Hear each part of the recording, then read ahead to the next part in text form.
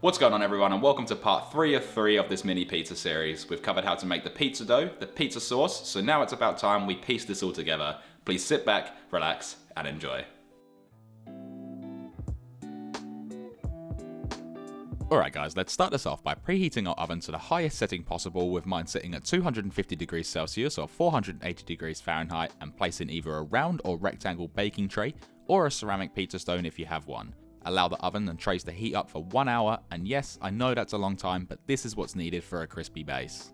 Now with our room temperature pizza dough from part 1 of this series, dust both sides evenly with a little bit of bread flour to make it easier to work with. Then what we're going to do now is pound the dough to form an even circle. What I'm doing here is using my fingertips to push and rotate the dough while leaving about a 2 cm edge, which is going to be our fluffy crust. This first step is just for shaping the dough properly, and I know some people don't like round pizzas, so this method can easily be done to form a square or rectangle too.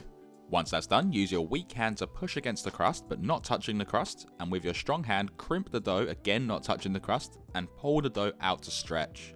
This process here is stretching our shaped dough into the size that we want our pizza. There is a few options here to do this, but this method by far is the easiest. Once that's done, what you'll have is a nice circle, square or rectangle, whichever shape you chose to use, with a nice thick crust around the edges.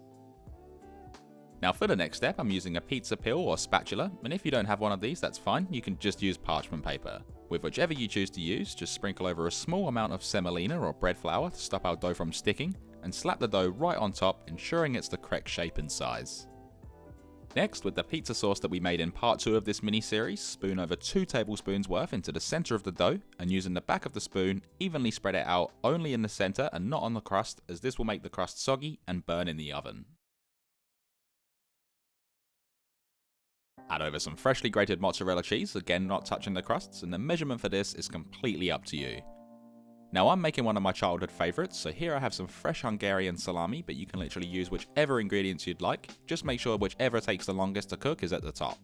Now for another option, with the same sauce and cheese procedure, you can add some thinly sliced Truss tomatoes, and with this pizza we're going to add additional toppings once it's cooked. Anyway, once you have your pizzas prepared, just give the peel or parchment paper a shake to ensure that the pizza isn't stuck, then make your way over to the preheated oven and carefully slide the pizza off the peel or parchment paper onto your hot tray or stone, and cook these for 5 to 6 minutes or until beautifully golden brown. 6 minutes later, carefully open the oven and using the pizza peel again or a pair of tongs, gently remove the pizza from the stone, or if it's on a tray, you can remove the whole tray. We can then proceed by sliding the pizzas onto our chopping board and using a knife, cut the pizza into as many pieces as you seem fit. Or alternatively, you can use a pizza cutter, but not everyone has these tools, so just use what you have available. Now this next part is optional, but I like to carefully slide the pizza back onto the peel or parchment paper to make it easier to serve, or add additional toppings. Speaking of additional toppings, here is some buffalo mozzarella that we can just break up and place over the pizza, making sure to cover each slice. We can then top the pizza with some fresh basil that's been very thinly sliced. Sprinkle over some sea salt flakes to make those flavors pop, and hit it with some cracked black pepper. It's then time to slide these onto our serving boards or plates, and we're then left with these beautiful pizzas that are deliciously golden brown, full of flavor, and extremely vibrant. All that's left to do now is pat yourself on the back for your great efforts and sit down and enjoy your pizza. Or in other words, we can then dig in. So that's it for this mini pizza series. We've covered how to make the pizza dough, the pizza sauce, and how to cook these properly. Also, don't be restricted on certain recipes or ingredients to make pizza. You can literally use whatever you want, and I find pizza's a great way to use up spare ingredients in the fridge.